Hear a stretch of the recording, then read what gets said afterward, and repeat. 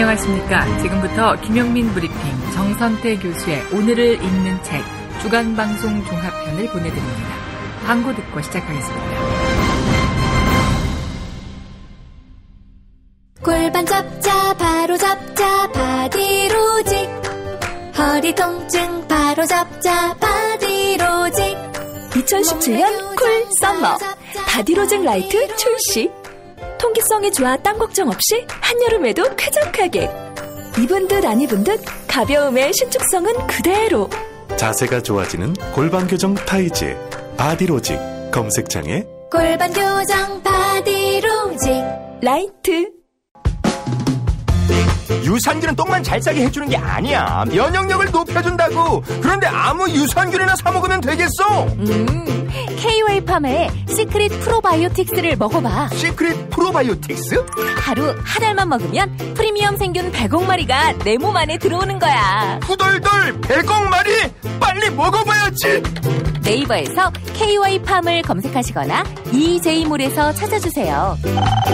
문의 전화는 010-5220-7924. 스페이드 퀴즈입니다. 돌잔치, 칠순잔치, 가게 홍보, 체육대회, 창사기념일. 정답, 기념품. 문제를 끝까지 들으셔야죠. 이럴 때 사용하는 판촉물이나 기념품, 답례품, 단체 선물 등을 취급하는 전문업체로서 국민을 위해 제대로 일하는 언론과 정당에 후원을 하는 판촉물 전문업체는 어디일까요? 정답, 네피알. 네? 어디라고요? 네피알. 네, 정답입니다. 판촉물이나 단체 선물이 필요할 때 이왕이면 우리 편 회사 네피알을 찾아주세요. 인터넷 검색창에 네피알을 치시거나 032-519-4800으로 전화주시면 친절하게 상담해드립니다. 그런데 상품은 뭔가요? 네피알에 가서 고르세요. 3만 가지가 넘는 물품이 있어요. 이제 월요일 방송분 함께 하시겠습니다. 오늘을 읽는 책, 문학평론가인 국민대학교 국문학과 정선태 교수와 함께합니다. 국민대학교 한국어문학부 국어국문전공 우리 정선태 교수님 함께하겠습니다. 교수님. 네, 안녕하세요. 예, 자 교수님, 저희가 지금 녹음하는 시간에 비가 많이 내리고 있습니다. 네, 여기도 비가 많이 오네요. 예, 제가 지금 녹음하는 곳이 수유동인데 우리 교수님은 수지시잖아요. 네, 지금 막 돌아왔습니다. 예, 예전에 제가 주일학교에서 어린이 가르칠 때 어린이가 이제 시를 한 편 썼는데 비에 대한 시였어요. 네, 하나님이 오줌을 누신다. 뭐 이렇게. 근데 제법 많이 비가 내려서 이 친구의 시어를 보니까 많이 참으신 모양이다. 뭐 아주 자질이 보인다고 제가 얘기했습니다. 우리 김 PD보다 상상력이 훨씬 뛰어난 것 같아요. 글쎄 말입니다. 네. 근데 너무 많이 참으신 것 같아요, 하나님이. 글쎄 말이에요. 제가 짧은 여행 다녀오는 길에는 비가 전혀 내리지 않았는데. 예. 이쪽으로 올라오니까 예. 비가 그야말로 억수처럼 쏟아지네요. 예. 네. 이런 이 비가 우리 농민들의 농토를 해갈시키는데 큰 도움이 됐으면 좋겠고, 또 그동안 마음속에 켜켜이 쌓였던 그 갈증들도 다 씻으셨으면 하는 그런 바람이 있습니다. 네, 맞습니다. 비가 많이 와서 조금 걱정스럽기도 하지만 예. 그동안 가뭄을 생각하면은 대단히 시원하고 예. 또 적절하게 내린 비가 아닌가 싶습니다. 예. 자, 교수님, 오늘 어떤 책 소개해 주시겠습니까? 네, 오늘은 일본 근대를 대표하는 소설가 나스메 소세키의 나는 고양이로소이다 소개해 드리겠습니다. 모르는 분보다 아는 분이 더 많지 않겠나 싶은데요. 우리 김 PD가 알면은 모르는 분들이 거의 없겠죠. 맞습니다. 아니, 이제 예전에 교수님께도 네. 이런 말씀 드렸던 것 같은데, 마장동에 이제 정육점이 많지 않습니까? 또 우시장도 있고요. 거기 이제 또 고기를 파는 데가 또 많이 있어요. 가보면은 어떤 고깃집 이름이 소새끼더라고요. 그래서 야, 이게 참 이문학적인 그런 소양이 있는 고깃집이다, 제가 그랬습니다, 속으로. 그 얘기가 왜 안 나오나 했습니다. 예. 그 나스메 소새끼 하면은 네. 의외로 아는 분들이 많지 않아요. 음. 우리 학생들도 그렇고. 예. 그래서 낯선 소새끼 얘기를 하면은 일단 웃음부터 터지죠. 예, 예, 예. 이름이 어떻게 소새끼냐고. 예. 원래 본명은 나스메 긴노스케고요. 이 소새끼는 필명이죠. 예. 한자어에 수석침류라는 말이 있습니다. 예, 예. 돌로 양치질을 하고 물을 베고 눕는다. 이런 뜻인데 뭔가 좀 이상하죠. 예, 예, 예. 물로 양치질을 하고 돌을 베고 누워야 맞는 얘기일 텐데 예. 수석침류 또는 침류수석 둘 다 쓰는데요. 예. 그러면 뭔가 좀 고집이 센 사람을 표현할 때 예, 남들이 안 하는 짓 한다는 거죠. 예. 그러니까 돌로 양치질하고 물을 베고 눕는다 라는 표현을 쓴다고 합니다. 예, 예. 소새끼 역시 고집이 보통이 아니었던 것 같아요. 예, 예. 다음부터는 소새끼란 이름 나와도 웃지 않았으면 좋겠습니다. 아유, 정말 다음에도 웃으면은 그건 교양이 없는 거죠. 어머나, 그렇습니까? 알겠습니다. 소새끼, 예, 소새끼. 사실 나는 고양이로 소이다. 이거는 많이 들어본 작품이기도 합니다. 소새끼와 무관하게. 네, 그렇습니다. 워낙 유명한 작품이고요. 네. 일본인들이 가장 아끼는 소설가로 유명하고요. 이른바 국민 작가라고 일컬어지기도 합니다. 예. 지금은 아닌데 2004년까지만 해도 일본인들이 가장 많이 쓰는 그 지폐였던 1000엔짜리의 표지 모델이기도 했어요. 아, 그렇군요. 네. 일본 사람들에게는 아주 친근하고 가까운 인물입니다. 예. 소새끼 모르고 일본 사람하고 얘기하면은 조금 거리감을 느낄 수가 있죠. 예, 예. 근데 지폐 얘기가 나와서 말인데, 우리 한국의 지폐를 보면은 대부분 이씨들이거나 이씨 집안 사람이죠. 그러네요. 예. 전주 이씨. 한번 떠올려 보십시오. 예. 세종대왕부터 시작해서 이순신, 심사인당, 이율곡, 이황까지. 예, 예, 예. 거부선까지. 근데 이게 사실은 웃을 일이 아니라 그만큼 근대를 상징하는 그 지폐라는 기호에 근대적 인물이 초상으로 등장하지 않는다는 건 가만히 살펴보면은 한국의 근대가 그만큼 질곡이 깊었다는 얘기기도 하겠죠. 공통적으로 존경하는 인물이 없다는 얘기도 아닌가 싶기도 해요. 예. 한때 10만 원짜리인가 5만 원짜리인가 표지 모델을 정하면서 김구를 모델로 삼자는 이야기가 있었습니다. 예, 예. 그런데 그게 여러 논쟁 끝에 결국은 심사임당으로 선정이 됐죠. 예. 네, 김구마저도 많은 얘기가 있는 모양입니다. 네, 아무튼 예. 이 나스메 소새끼는 모리오가와 더불어서 근대 일본을 정말 대표하는 인물이고요. 제 개인적인 얘기를 해도 될지 모르겠지만 예. 제 문학 공부 여정에서 정말 많은 영향을 준 인물이기도 합니다. 아, 예. 나스메 소새끼 작품은 오늘 말씀드릴 나는 고양이로 소이다 말고도 마음이나 문, 그리고 이 근대인의 고독의 극한을 다룬 행인 등등 좋은 작품들이 너무 많습니다. 그리고 돈과 가족의 문제, 근대와 이 화폐의 관계를 다룬 한눈 팔기란 소설도 맞들일 수가 없고요. 예. 작년에 소새끼 장편 소설 전집이 나왔습니다. 아. 이 전집을 구하셔도 아마 후회는 없으실 줄 압니다. 전집을 사서 어떻게 다 읽느냐 이렇게 말씀하시는 분들이 있는데 제가 비법 알려드렸죠. 예. 이 손을 한번 쭉 넘기고 나면은 그런 다음 머리맡에 두면은 꿈속에서 활자들이 머릿속으로 들어옵니다. 아, 예, 예. 아주 좋은 방법이 있습니다. 네, 이 나는 고양이를 소이다는 오래전부터 한 번도 소개해드리고 싶었는데 우리 유한배 기자가 고양이를 키운다 그랬죠? 예, 예. 기억이 맞다면은 예. 우리 유한배 기자에게 바치는 책이라고 뭐 해도 괜찮을 것 같습니다. 예, 예. 저는 이 반려동물을 키우진 않습니다만은 집안에 아주 강력하게 반대하는 분이 계셔서 아이고. 저는 아주 좋아하는데 못 키우게 해요. 혹시 그 사모님이신 우리 교수님이 반대하십니까? 뭐 왜 안 그렇겠습니까? 저도 그렇습니다. 전 고양이를 너무 사랑해서 고양이 닮은 여자고 결혼했는데 그 여자가 고양이를 싫어해요.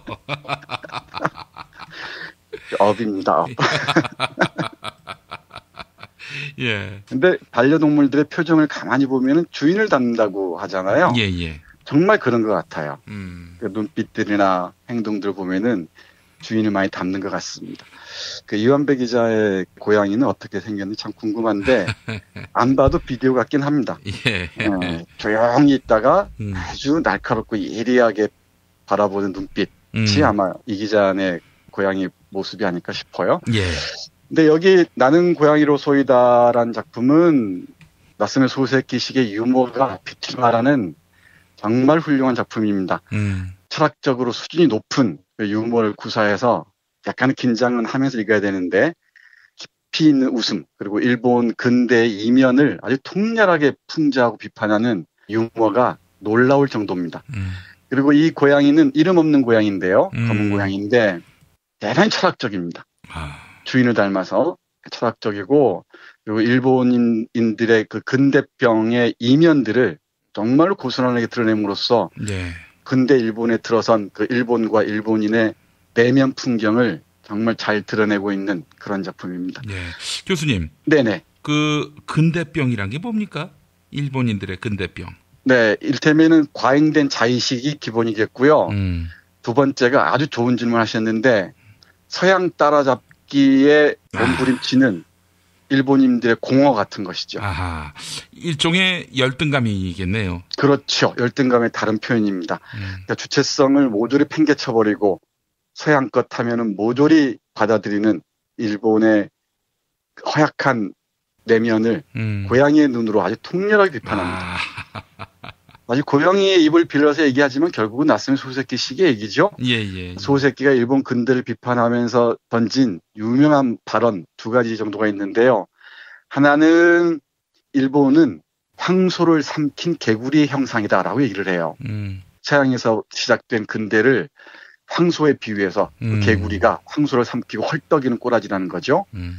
두 번째는 일본의 개화는 내발적 안에서 시작된 이런 문명 개화가 아니라 외발적 수박커탈키식계 그러니까 원숭이가 인간을 흉내내듯이 흉내내기에 그친 그런 근대라고 뼈아프게 비판을 합니다.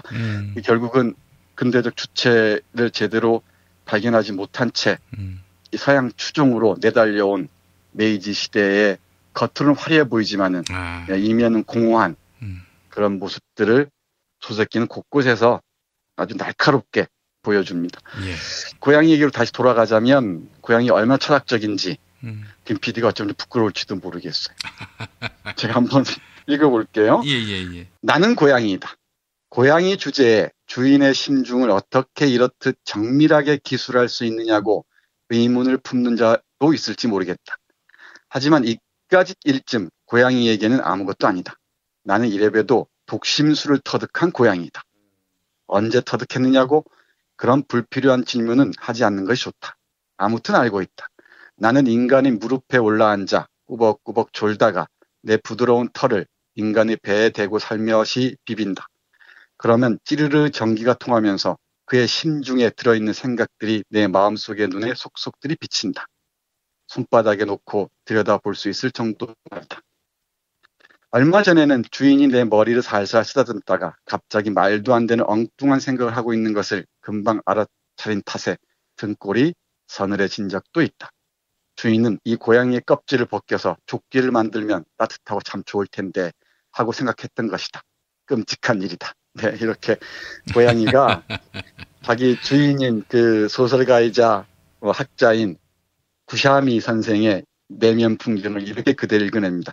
사실 고양이나 개의 눈빛을 가만 바라보고 있다 보면은 이런 생각이 번뜩 찾아올 때가 있죠. 예. 저 고양이 눈빛이 내 마음에 일어나는 변화들을 고스란히 읽고 있을 텐데 나의 분노, 나의 화들, 또 나의 초조함들 다 읽을 텐데 그럴 때가 있을 겁니다. 예. 그러다 보니까 아마 그 주인의 표정이나 행동들 닮아가는지도 모르겠어요. 조금씩. 아무튼 나는 고양이로 소이다의 이름 없는 고양이는 대단히 철학적이고요. 심리학자이기도 합니다. 인간들의 고민들, 인간들의 갈등들을 정확하게 읽어내고요. 인간들의 탐욕까지도 아주 속속들이 대단히 풍자적인 언어로 고스란히 드러내줍니다. 아마 우리 애청자분들 하나하나 읽으시다 보면은 너무너무 아까워서 진도 나가기가 조금은 저될 때도 있을 겁니다. 그만큼 꼭꼭 씹어서 음미할 만한 그런 작품입니다. 예. 조금 전에 서양 문명에 대한 비판이 소세키의 사상의 핵심 중에 하나라 그랬는데 예. 역시나 고양이가 이걸 놓치지 않죠. 일본인들의 서양 따라잡기, 서양 열풍이 얼마나 공허한 것인지. 이 부분 조금만 볼까요? 예. 건방지게 강이 가로막고 있다고 다리를 놓고 떡 버티고 있는 산이 마음에 들지 않는다고 터널을 뚫고 교통이 불편하다고 철도를 만들고 그렇게 한다고 영원한 만족을 얻을 수 있는 것은 아니지. 그래 봐야 인간인데 얼마나 적극적으로 자기 뜻을 관철할 수 있겠는가. 서양 문명은 적극적이고 진취적일지는 모르겠으나 결국 평생 만족을 모르는 사람들이 만들어낸 문명이야. 그러니까 여기서 서양의 적극성 또는 진취적인 성격을 얘기하면서 정말 욕심의 끝을 모르는 평생 만족을 모르는 사람들이 만들어낸 문명이 바로 근대 문명이라는 거죠. 그러다 보니까 일본 사람들이 그걸 흉내내서 서양식으로 옷을 입고 서양식으로 음식을 먹고 서양식으로 행동하는데 그거야말로 자기는 속이는 일이라고 얘기를 합니다. 이를테면 고양이 눈에 서양식 옷을 입은 일본인들의 차림새가 참 요상하게 보였던 것 같아요. 이 작품이 발표된 게 1905년입니다. 그러니까 지금으로부터 102년 전이죠. 예. 102년 전에 발표된 글인데도 지금 우리 그 현대인들의 공허함, 어쩌면 정신적인 그 허무와 물질적인 풍요를 향한 그 질주, 그 이후에 남는 후회, 이런 것들까지도 고양이의 시선에 정확하게 포착이 됩니다. 예. 여기 서양 옷을 흉내내면서 입고 팔개치고 다니는 일본인들을 고양이는 이렇게 바라봅니다. 역사는 그렇다 치고 그들은 이렇게 요상한 차림을 하고서 밤에도 의기양양하게 거리를 활보하고 다니나 그래도 마음속에는 인간다운 면모가 살아있는지 아침 해가 솟으면 어깨를 움츠리고 가슴과 팔을 가리는 등 온몸을 드러나 보이는 곳 없게 둘둘 감쌀 뿐만 아니라 발톱 하나라도 사람 눈에 뜨이면 상당한 수치라고 생각한다. 이런 현상만 보아도 그들의 예복이란 바보와 멍청이가 작당하여 만들어낸 일종의 얼간이적 작품이란 것을 알 수 있다. 이렇게 얘기하는데요. 이게 좀 긴 부분이어서 짧게 읽어드렸는데 서양의 예복 있잖아요. 서양 부인의 이를테면 이브닝 드레스나 그 서양 연미복 같은 옷들 있죠. 다 드러내고 하는데 결국은 아침이 되면 똘똘 말고 있는 그 이중적인 행태들을 이 복식을 통해서 읽어냅니다. 사실 이 부분 읽으면서 제가 떠오르는 그림 하나가 있습니다. 일본 메이지 시대 때는 만화, 만평이 대단히 유행했는데요. 예. 이 프랑스 출신 그 만화가 비고라는 사람이 있습니다. 예. 이 사람이 그린 그림 중에 어떤 컷이 있냐면 로쿠메이칸이라는 그 서양식 사교 클럽에서 예. 연미복을 입은 남자와 이브닝 드레스를 입은 여자가 큰 등신대의 거울 앞에 딱 서 있습니다. 예. 근데 거울에 비친 모습은 원숭이에요. 섬찟하죠. 예. 정확하게 읽어낸 거죠. 예. 아무리 서양식 옷을 입어도 결국 거울에 비친 모습은 원숭이와 다를 바 없다. 그러니까 일본의 근대화의 이면들을 이런 그림 한 컷이 정확하게 표현하고 있는데 이 고양이의 눈에 비친 일본인들의 모습도 그랬던 것 같습니다. 예. 사실 일본인들만 그랬겠습니까? 이 일본 근대를 식민지 시대에 그대로 이식해오면서 받아들인 과정에서 우리의 근대화도 많은 영향을 받았다는 것도 함께 기억해야 될 것 같습니다. 네, 어찌 됐든 우리 청취자 여러분들 나스미 소세키의 나는 고양이로 소이다 읽으시면서 혹시 댁에 반려동물과 함께 하시면은 그 반려동물을 통해서 내가 어떻게 비칠지 한 번쯤 고민해 보셨으면 좋겠습니다. 예, 알겠습니다. 나는 고양이로 소이다. 일본의 세익스피어로도 이렇게 알려진 인물 아니겠습니까? 나스미 소세키가. 예, 그렇습니다. 이 소세키가 고양이의 눈을 빌려서 근대병을 앓고 있는 일본, 주체성을 상실해가는 일본을 아주 유쾌하게 풍자를 한 그런 내용의 책이었습니다. 한미 정상회담. 네. 여기서 미국이 한국 혼내줬으면 좋겠다. 이런 심산을 갖고 있었던 수구 사대주의 세력들. 그들의 모습도 소세키가 만약 지금 살아있다면은 충분한 풍자거리가 될 수 있지 않을까 싶은 생각도 들었습니다. 네, 맞습니다. 그 소새끼가 아니고 고양이만 해도 그대로 들통이 날 겁니다. 그런데 아쉽게도 그런 사람들은 나는 고양이로 소리를 잊지 않을 것 같아요. 예. 네, 이 책의 버전이 아주 많은데요. 예. 뭐 여러 버전이 있습니다. 그런데 제가 금방 인용한 판본은 김난주 선생이 번역한 열린 책들 판이었습니다. 예. 현암서 전집판도 괜찮고요. 예. 도서관에 가시면 어디나 있으니까 한 번쯤 읽어보시기 바랍니다. 예. 교수님, 그 나스메 소새끼 작품이 참 많은데 네. 입문서적으로 좋은 책 하나 추천해 주신다면 어떤 책 골라주시겠습니까? 우리 김 PD 이 질문하는 수준이 예. 저를 이제 훌쩍 뛰어넘으시는 거예요. 아이고, 별 말씀도 하십니다. 그러니까 놓친 부분을 어떻게 정확하게 이렇게 하는지 모르겠어요. 아이고. 예. 예. 일단 그 소새끼와 그 시대, 일본 메이지 시대 그 근대를 알 수 있는 가장 흥미로운 책은 다니구치 지로라는 만화가가 그림을 그린 도련님의 시대라는 5권짜리 만화책이 있습니다. 정말 수준 높은 책이니까 꼭 보시고요. 예, 예. 여기서 얘기한 도련님이라는 작품이 바로 소새끼의 출세작이기도 하죠. 그리고 아까 말씀드린 마음이나 예. 그리고 문 그리고 한눈 팔기 행인까지. 그런데 어떤 작품을 읽어도 후회 안 하실 겁니다. 예, 예, 예. 네. 알겠습니다. 도련님의 시대 1권부터 5권까지가 있는데 만화책이라고요? 네. 만화책인데 조금 야한 부분도 없지 않습니다만은 우리가 아는 만화의 기본적인 편견 있잖아요. 예, 예, 예. 그 편견을 다 깨는 훌륭한 작품이라고 저는 생각을 합니다. 예, 알겠습니다. 자, 교수님 오늘 말씀 잘 들었습니다. 네, 고맙습니다. 야, 너 홍어 판다 그랬지? 팔지. 근데 홍어가 진짜 그렇게 몸에 좋아? 아니, 끝내준다니까. 우리 엄마 관절염인데? 홍어. 나 숙취는? 홍어. 마누라 다이어트는? 홍어. 큰이모 뭐 변비? 홍어. 작은 형 소화불량은? 홍어. 여동생 피부? 홍어. 큰 누나 주름? 홍어. 명절 때 선물은? 홍어라니까. 근데 비싸지? 별나 싸고 열나 맛있는 홍어가 있다니까. 어디? 알싸한 홍어. 1599-6456.com 혹은 1599-6456 전화 주문도 가능합니다. 다이어트는 결국 먹는 게 문제다! 걱정 마세요. 다이어트 전문샵 비타샵에서 빼요빼요 다이어트 캡슐이 나왔습니다. 빼요빼요 다이어트가 뭐예요? 동해 홍게에서 추출한 키토올리고당과 가르시니아 열매 추출물로 만든 체지방 감소에 도움을 주는 건강기능 식품입니다. 1522-6648 혹은 비타샵을 검색해주세요. 이제 화요일 방송분 함께 하시겠습니다. 오늘을 읽는 책, 문학평론가인 국민대학교 국문학과 정선태 교수와 함께합니다. 정선태 교수님과 함께하겠습니다. 교수님. 네, 안녕하세요. 예. 자, 교수님, 많은 비가 내렸습니다. 네, 잠시 소강 상태인 것 같은데 습기가 아주 많네요. 예. 또 그 저수지, 댐에 물이 차오른다는 소식 들으니까 제 마음도 좀 넉넉해지는 것 같습니다. 네, 한꺼번에 내리지 말고 좀 나눠서 내리면 얼마나 좋겠습니까마는.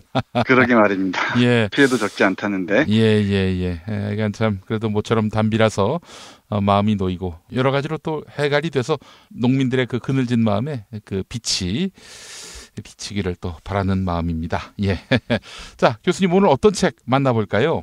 네, 오늘은 서아프리카 케냐의 작가 응국이와 시용호의 작품 피의 꽃잎들을 소개해드리겠습니다. 응국이면은 김응국입니까? 박응국입니까? 아니 근데 이게 또 응국이와 시용호라고 하셨는데 이게 응국하고 시용호 두 사람이 공절을 한 겁니까? 아니면은 이게 한 이름입니까? 갑자기 얘기를 안 하고 싶어요. 어제 소새끼에 이어서 예, 응국이 띄우고 와 띄우고 시옹호인데요. 예. 시옹호의 아들 응국이라는 뜻입니다. 아, 한 사람이군요, 이게. 네, 그렇습니다. 이 와가 누구누구 집 이런 뜻인가 봐요. 시옹호의 집안에 시옹호의 아들 응국이 이런 뜻이라고 하네요. 예. 그런 만큼 우리가 참 낯설죠. 예. 이 아프리카나 남미나 동남아시아나 이런 지역에 대해 좀 낯선데 그런데 그곳에도 훌륭한 문학 작품들이 있습니다. 예. 제가 지난주 남도 여행을 하면서 김남주 시인 생가에서 하룻밤을 묵었어요. 예. 김남주 시인은 오래전에 한번 소개해드린 적이 있습니다. 노래라는 시가 아주 유명하고요. 예. 함께 가자 우리 이 길을 이런 시를 썼던 분이죠. 아, 그 노래 함께 가자 우리 이 길을 그 가사를 쓴 분이 김남주 시인이었군요. 네, 시를 이제 노래로 만든 거죠. 예. 근데 그 생가에서 제가 김남주 시인의 서재에서 잠을 잤어요. 봤더니 여러 책들이 있습니다. 친숙한 책들이 루카치 선집도 일본어판으로 있고요. 자본론도 그 일본에서 나온 판본으로 있었습니다. 예. 아시겠지만 7, 80년대는 한국의 자본론이라는 게 소개되지 않았었죠. 예. 그리고 그 가운데 뭐 우상과 이성도 있고 여러 책들이 있는데 이 은국이와 시옹의 피의 꽃잎들도 꽂혀 있더군요. 아주 반가웠습니다. 예. 80년대 초반에 번역된 적이 있었는데 우리 김종철 선생님의 번역으로 나왔었는데 이번에 제가 소개해드리는 것은 새로 번역된 버전입니다. 예. 은국이와 시옹은 치누 아체베와 더불어서 아프리카 문학을 대표하는 작가입니다. 치누 아체베는 나이지리아 작가입니다. 예. 은국이와 시옹은 한국에도 많이 알려져 있습니다. 한톨의 미랄이라는 작품이 널리 알려져 있고요. 예. 그리고 오늘 소개해드릴 피의 꽃잎들도 알려져 있습니다. 그와 더불어서 치누 아체베의 작품들도 모든 것이 산산이 부서진다를 비롯해서 여러 권이 알려져 있습니다. 제가 오늘 이 책을 택한 이유는 정신의 탈식민지화와 관련해서 말씀을 드리고 싶어서였습니다. 우리가 식민지화를 경험한다 그러면은 정치적 또는 경제적 이런 식민지만을 염두에 두는 경우가 많잖아요. 식민지의 가장 고통스러운 지점, 그리고 가장 지속되면서 우리를 괴롭히는 게 바로 정신의 식민지화입니다. 그러니까 정신, 영혼이 식민지화해서 거기서 벗어나기가 대단히 힘겨워지죠. 네. 예컨대 일본 제국주의로부터 해방된 이후에도 북한은 뭐 소련이나 다른 사회주의 국가에 기대게 되고요. 예. 여러 가지 뭐 정치적인 전략이 있긴 했지만 다만 역시 미군정 이후에 미국에 전적으로 기대게 되죠. 지금까지도 그 영향력이 지속되고 있는 것 같습니다. 예를 들면 미국에 기대지 않으면은 마침 우리가 공중분해될 것처럼 두려워하는 사람들이 많잖아요. 예. 성조기 들고 애원하는 사람들 표정, 한두 표정만 떠올리시면 금방 될 겁니다. 예. 근데 이 은국의 시옹우는 케냐라는 나라가 영국의 오랜 기간 동안 식민지 상태로 있었습니다.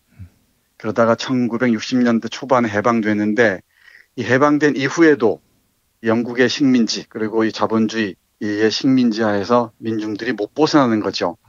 그리고 이 해방을 위해서 싸웠던 사람들이나 또 지식인들이 전향을 해서 독재에 빌붙어서 시민과 민중들을 억압하는 그런 사회가 지속됩니다.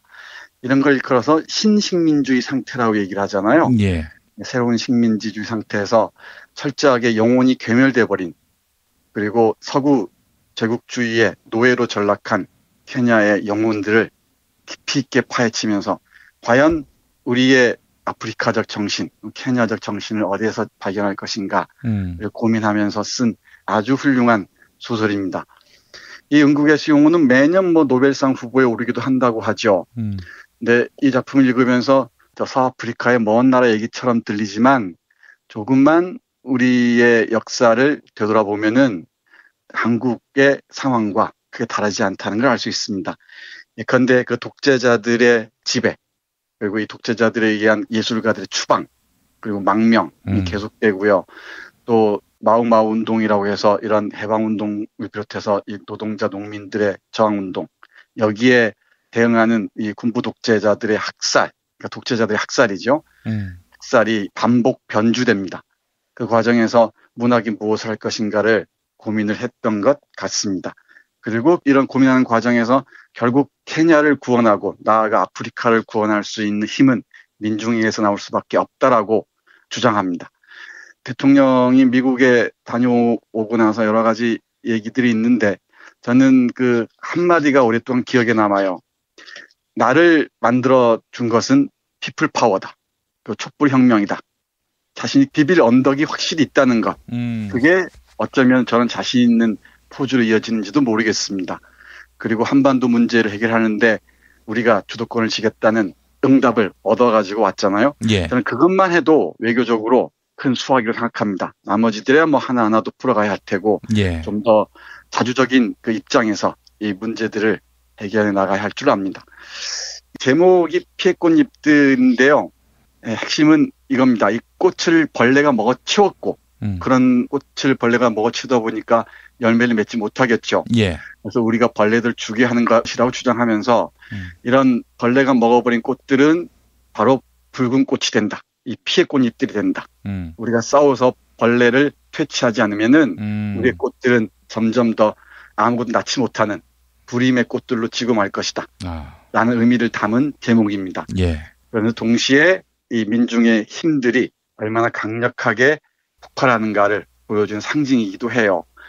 여기 이 민중의 힘이라고 제가 말씀드렸습니다만은 민중의 힘은 누군가 외부에 의해서 주어지는 게 아니고 어떤 제국주의자들과 이 제국주의자와 결탁한 신식민주의의 노예가 된 자들이 민중들을 압살해 왔잖아요, 오랫동안. 예. 그리고 민중들을 왜소하게 만들어 왔습니다. 무력하게 만들어 왔고요. 예. 왜소해지고 무력해진 민중의 힘을 재발견하는 게 바로 민중의 힘이고 그것이야말로 이 민중의 힘을 통해서야말로 케냐의 정치의 방향은 바로 잡힐 수 있을 것이라고 믿는 것 같습니다. 예. 이 소설은 일모르그라는 조그만 마을을 중심으로 펼쳐지는데요. 몇 명의 등장인물이 있습니다. 문이라, 압둘라, 카레가, 그리고 완자라는 인물들이 등장하는데 자본과 타락한 정치 권력에 의해서 갈갈이 찢긴 일모르그라는 마을을 어떻게 구할 것인가를 고민하는 젊은이들의 싸움들을 통해서 케냐의 미래를 타진하는 것 같습니다. 여기 몇 군데만 보면은 앞에서 정신의 탈식민지화라고 말씀드렸습니다만은 탈식민지화는 식민화된 정신으로부터 벗어나야 한다는 얘기겠죠. 이건 결국은 노예의식의 극복이고요. 그리고 시민들이, 민중들이 주권자로서 자기의식을 명료하게 하는 것이라고 말할 수 있을 것 같습니다. 그 부분을 잘 보여주는 구절 한 군데 보겠습니다. 여기에 변호사가 등장하는데요. 그러니까 말씀드렸던 주인공들, 이 카레가와 압둘라와 문이라 완자가 경찰에 체포되는데 이 사람들을 변호하는 변호사입니다.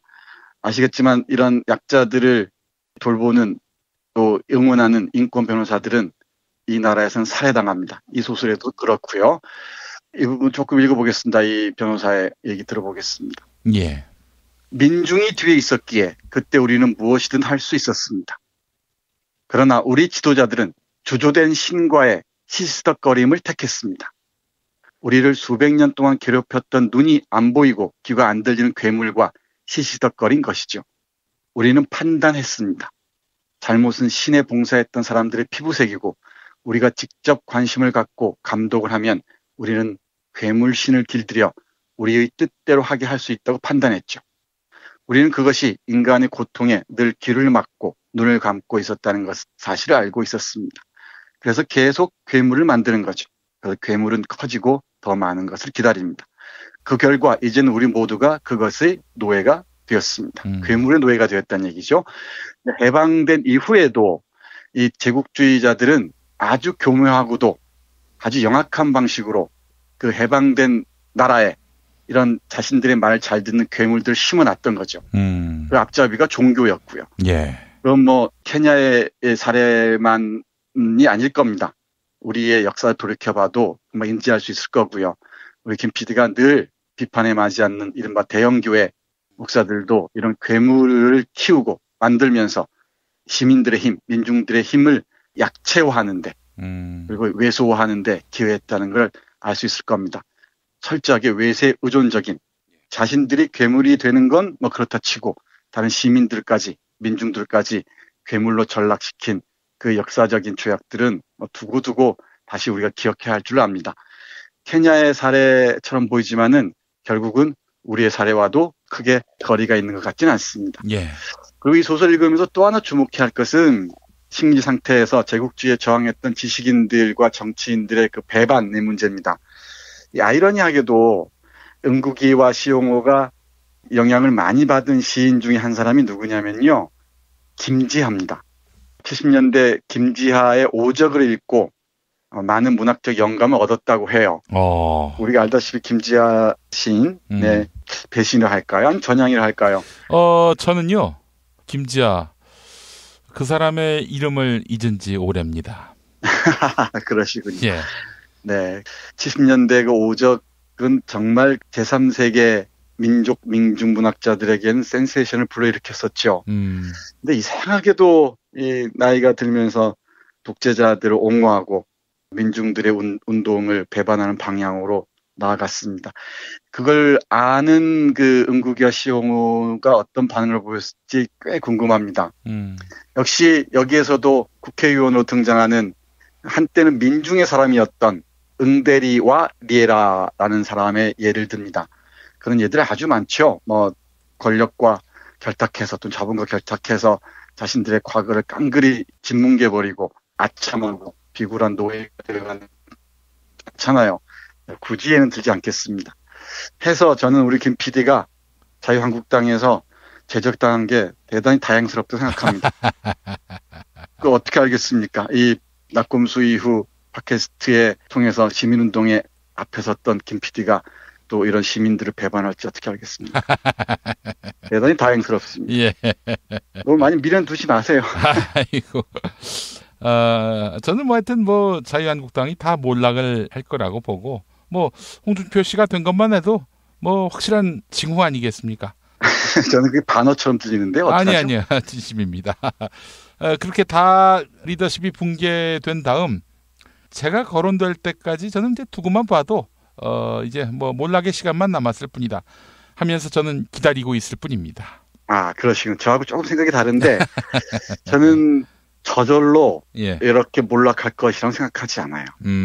제가 계속 강조하는 바이긴 하지만 조금만 한눈을 팔거나 우리가 조금만 감시의 눈길을 느슨하게 가지는 순간 어느 순간 독보섬처럼 또 번져 나갈 것입니다.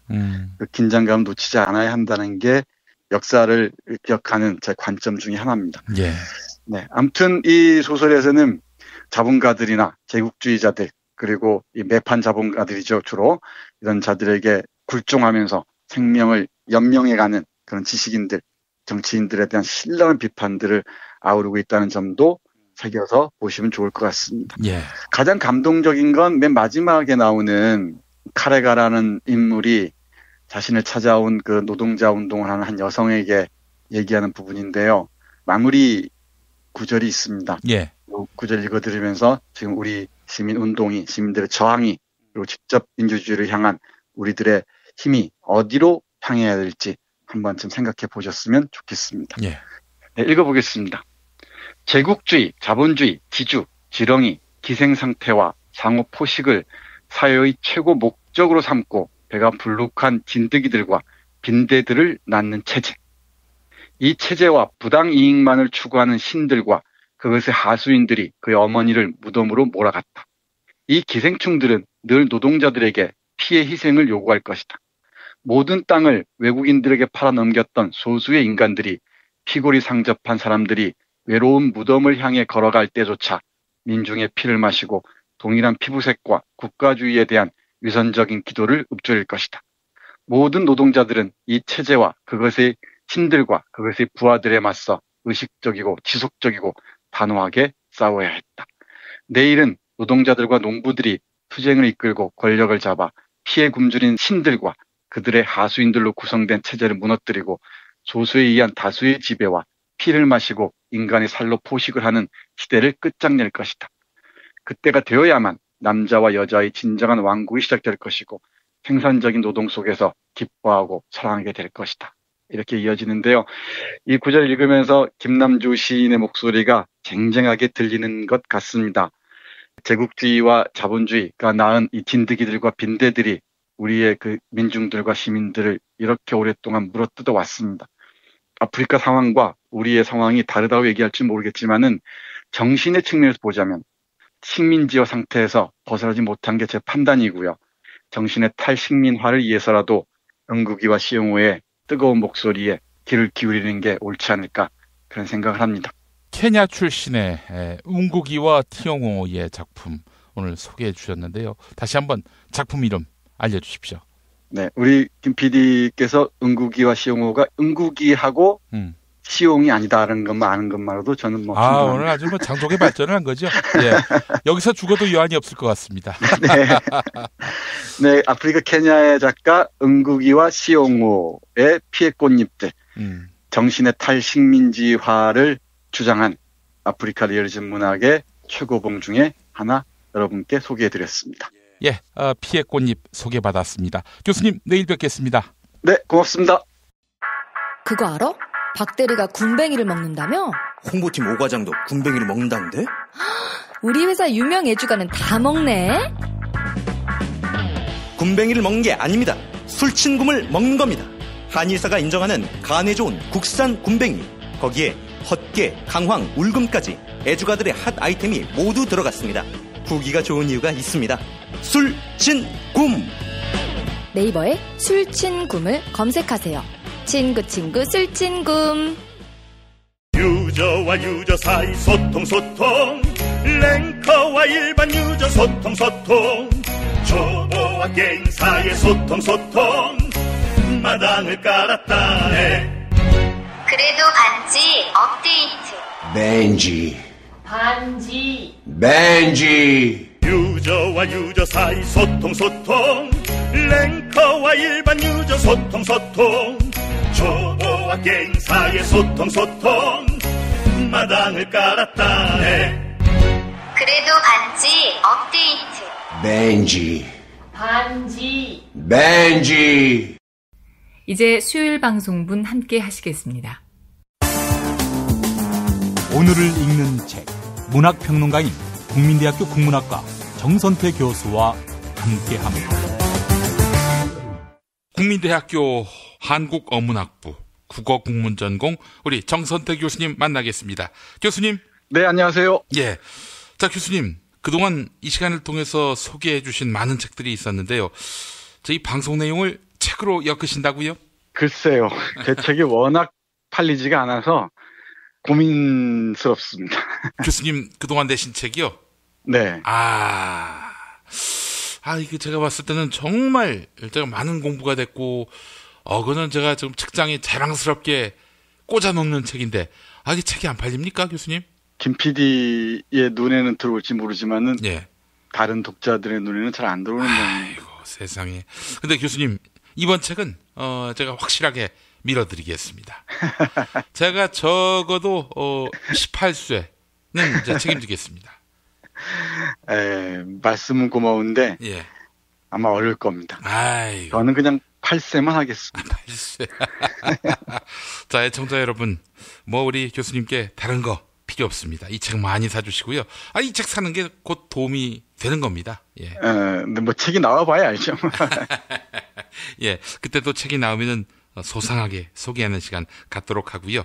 자, 교수님 오늘 어떤 책 소개해 주시겠습니까? 네, 오늘은 오래전부터 많은 사람들에게 알려져서 인권과 민주주의, 저항에 대해서 많은 힘을 불어넣어줬던 책, 잉게 쇼리 쓴 아무도 미워하지 않는 자의 죽음 여러분께 소개해드리겠습니다. 예, 아무도 미워하지 않는 자의 죽음, 잉게 쇼의 책. 예, 책 제목이 굉장히 비장한데요. 네, 그렇습니다. 아무도 미워하지 않는다고 했는데 누구의 미움도 받지 않는 자란 뜻이 아니고 저항하면서 아무도 미워하지 않으면서 싸워나간다라는 뜻으로 이해하시면 될 것 같습니다. 그렇죠. 진짜 적 하나만 갖고 싸우기도 힘든데 동지를 가장한 이적 행위자들도 적지 않고. 네, 예. 그렇습니다. 이 책의 제목은 원제는 백장미인데요. 예. 흰 장미란 뜻이죠. 이 의미는 불의에 맞서는 저항 행위를 상징한다고 합니다. 그러니까 우리가 장미하면은 붉은색만 떠올리잖아요. 예. 근데 이 하얀 장미가 붉은 장미 속에서 피어나는 걸 상징하는 것으로 이해하시면 될 것 같습니다. 예. 이 책은 실명소설이라는 장르, 좀 애매하긴 한데요. 예. 다큐멘터리하고 비슷하면서도 실제로 그 삶을 살아왔던 사람들의 이름이 등장하면서 그 사람들의 전기 형식을 빈 소설이라고 보시면 될 것 같습니다. 넌픽션 소설도 아니고 소설과 사실의 중간 지점에 있는. 네, 맞습니다. 그 정도로 이해하시면 될 것 같습니다. 그러니까 등장인물들의 삶을 정확하게 드러내면서도 동시에 상상력이 개입한 작품으로 보시면 될 것 같습니다. 예. 실제로 주인공인 한스 숄과 조피 숄 남매는 나치 시대, 그러니까 국가사회주의 정당의 줄임말이죠, 나치가. 예. 그러니까 히틀러 시대라고 얘기하면 좀 편하겠네요. 엄혹했던 시대에 자유와 인권을 위해서, 민주주의를 위해서 싸웠던 젊은이들의 저항을 그리고 있는 아름답지만 비장한 그런 책입니다. 예. 이 실명 소설을 쓴 잉게 숄은 한스 숄과 조피 숄.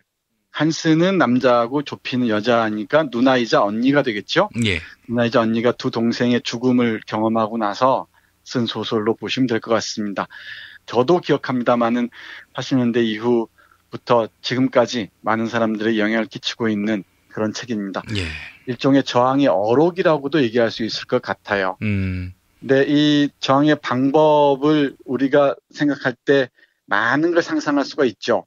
그러니까 총 들고 싸워서 누굴 죽이는 행위부터 시작해서 예. 아주 소소한 저항까지도, 그러니까 누가 뭐라고 명령할 때 고개를 돌리는 방법도 있을 수 있죠. 예. 그러니까 적극적인 저항부터 아주 소극적인 저항까지 상상할 수 있을 텐데 한스 숄과 조피 숄이 선택한 저항의 방법은 대단히 소극적이고 어찌 보면은 대단히 그 보잘것없는 것처럼 보이는 저항입니다. 자신들이 읽고 배웠던 것들을 전단의 형식, 우리가 삐라라고 하잖아요. 예. 그 삐라로 만들어서 많은 사람들에게 퍼뜨렸던 겁니다. 뭐 총 들고 싸웠던 전사가 아님에도 불구하고 이 전단을 통해서 사람들에게 저항의 방법들을 알려줌으로써 민주와 인권과 자유가 무엇인지를 이 당시 30년대, 40년대 독일인들에게 깨우쳐준 그런 확실한 이정표가 된 것으로 알려져 있습니다. 이 책 보면은 전단이 실려 있는데요. 예. 그리고 이 소설에도 곳곳에 전단의 구절들이 실려 있는데 하나하나가 명문입니다. 그 중에 몇 구절만 함께 보면서 여러분께 말씀드리도록 하겠습니다. 예. 예를 들면 이렇습니다. 한 나라의 국민으로서 무책임하고 어두운 충동에 빠진 통치자에게 아무런 저항도 하지 않고 무기력하게 지배당하는 것보다 더 굴욕적인 일은 없습니다. 우리가 이 굴욕과 모욕의 시간을 견뎌왔죠. 몇 달 전까지의 일들이었죠. 예. 그렇습니다. 그리고 잠깐의 민주정부 시절을 빼고 나면은 제가 여러 차례 말씀드렸습니다만은 19세기 세도정치 이후 식민지부터 분단 독재까지 거의 150년, 200년 가까이를 굴욕의 시간을 우리는 지나왔습니다. 예. 근데 이 굴욕의 시간을 지나오면서 물론 많은 사람들이 저항을 했죠. 근데 이 저항을 해왔음에도 우리는 그 승리를 만끽하지 못하고 자유가 넘치는 세계로 나아가지 못하고 또 다른 절망에 빠지곤 했었습니다. 이렇게 이어집니다. 모두 누군가가 먼저 시작하기를 바라고 기다리기만 한다면 복수의 여신 네메시스의 사자들이 지체 없이 점점 더 가까이 다가오게 될 것입니다. 사륙에 만족할 줄 모르는 악마의 복수에 사로잡혀 마지막 한 사람까지도 허망하게 희생되고 말 것입니다. 그렇게 되지 않으려면 이 나라의 모든 개인이 기독교와 서양 문명의 구성원이라는 책임감을 갖고 최후의 일각까지 맞서 싸워야만 합니다. 인간성을 짓밟는 파시즘에 저항해야 합니다. 절대국가와 유사한 모든 조직에 저항해야만 합니다. 저항, 적극적인 저항이 필요합니다. 너무 늦기 전에 마지막 남은 도시들이 쾰른처럼 폐허의 잿더미가 되기 전에 이 민족의 마지막 남은 청년들마저도 비인간적인 한 인간의 망상으로 인해 피를 흘리며 죽어가기 전에 우리 모두 저항의 가치를 세워야만 합니다. 잊지 마십시오. 어떤 국민이든지 자신이 지지하는 바로 그 정부만을 섬길 수 있다는 것을. 이 마지막 구절이 아주 강렬하죠. 어떤 국민이든지 어떤 시민이든지 자신이 지지하는 바로 그 정부만을 섬길 수 있다는 것을. 네, 우리 젊은 한스와 조피는 인민들이 지지하지 않는 정부를 숭배하는 것이야말로 죄악이라고 봤던 것 같습니다. 우리는 오랫동안 굴욕과 모욕 속에서 섬길 수 없는 그런 정부를 섬겨오면서 살아왔던 거죠. 제가 며칠 전에 우리 김용민 파일에서 소개한 그 땡전 뉴스를 정말 감명 깊게 들었습니다. 정말 오래전인데 제가 젊었을 때 들었던 그 뉴스예요. 예. 전두환이 외국을 방문하고 올 때 단비를 몰고 왔다는 것. 그리고 우리 전두환 대통령의 아름다운 미소가 세계 곳곳을 밝게 환하게 했다는 것. 그 소리를 들으면서 참 전율이었습니다. 전율. 지나가듯이 한번 물어볼게요. 그런 파일들 어떻게 구하세요? 하나하나. 이미 다 저기 방송에 나온 것들입니다. 그래서 제가 이렇게 저렇게 또 취합을 해서 엮은 겁니다. 정말 그 김용민 파일 편집본들은 많은 분들에게 알려주셔야 될 것 같아요. 모르는 분들이 많거든요. 예. 저희 아이들 같은 경우는 충격을 많이 먹어요. 정말 그랬냐고. 예. 대통령 외국에 다녀오면 이랬느냐고 놀라워합니다. 예. 근데 우리는 그렇게 한스가 얘기하듯이 숭배하지 않아야 할, 섬기지 않아야 할 정부의 노예가 돼 있었다는 것이죠. 이런 엄혹한 상황에서 야만적인 체제하에서 저항해야만이 우리가 존재할 수 있다는 것을 좁히는 전단을 통해서 이렇게 얘기했었습니다. 그리고 또 하나 제가 이 책을 고른 이유는 이 책의 고전적인 가치도 충분히 의미가 있습니다만은 우리가 새로운 정부 하에서 조금은 여유를 갖고 있잖아요. 여유를 갖고 있고 또 기대도 갖고 있고 그런데 오랫동안 이 사회를 지배해온 자들의 마지막 몸부림들이 결코 쉽게 끝나지 않을 것이라는 겁니다. 그러면서 이 책의 끝부분에 이런 문장이 있습니다. 이 책을 우리 애청자 여러분과 함께 나누고 싶어서 다시 골랐습니다. 읽어보겠습니다. 독일 정신이 거듭나기 위해서는 먼저 이루어져야 할 일이 있습니다. 조금 부연 설명드리자면은 히틀러에 의해서 독일인들이 상상할 수 없을 정도로 망가졌는데 그 정신이 거듭나기 위해서는 먼저 이루어져야 할 일이 있다고 전제합니다. 그래서 이렇게 있습니다. 그것은 독일 민족이 저지른 모든 죄를 분명히 깨닫는 것입니다. 그리고 히틀러와 그를 도와주는 공범들, 나치 당원들, 매국노들에 대해 가차없는 투쟁을 펼치는 것입니다. 독일 정신을 거듭나게 하는 전제 조건은 이 두 가지입니다. 나치와 가까운 관계를 맺고 있는 모든 사람과 그렇지 않은 선량한 사람들을 구분하는 선을 확실하게 그어야 합니다. 그러면서 한 달락 넘어서 이렇게 덧붙입니다. 이 독재 체제의 불안당들을 절대 잊지 마십시오. 그들의 이름을 기억의 비망록에 적어두십시오. 그들 중 단 한 명에게도 달아날 퇴로를 열어주면 안 되니까요.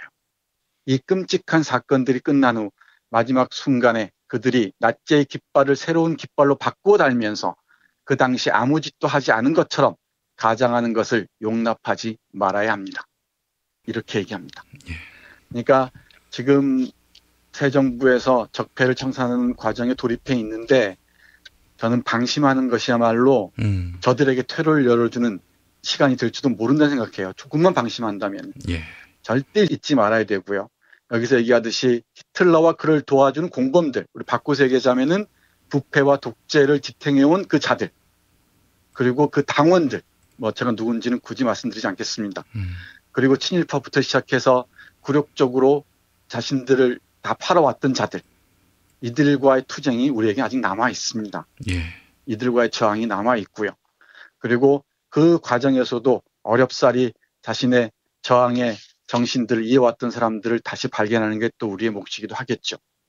그러니까 깃발을 바꿔 달고 언어를 조금 바꾼다고 해서 거기에 속아 넘어가는 것이야말로 우리의 과거를 또다시 되돌리는 것이기도 할 것이라는 걸 저는 한스 숄의 이 젊은 청년의 목소리를 빌어서 절절하게 깨닫습니다. 정말 명저는 시대를 초월해도 그 메시지가 일관되고 지속적으로 통용되는 그런 책을 명저라고 하는 것 같습니다. 네, 맞습니다. 사실 이 책은 제가 시간만 닿으면은 김 PD 옆에서 한 문제 한 문제 다 읽어주고 싶습니다.